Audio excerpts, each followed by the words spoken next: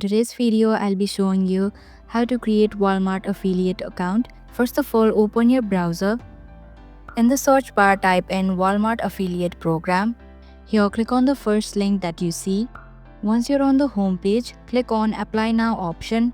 Here, you'll have to enter your phone number or email address.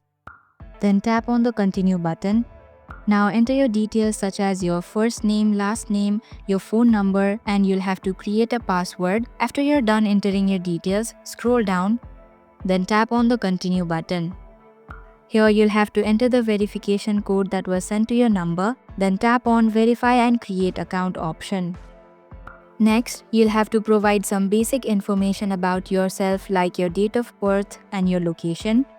Then tap on the checkboxes to accept to the terms and conditions and privacy policies of Walmart affiliate program.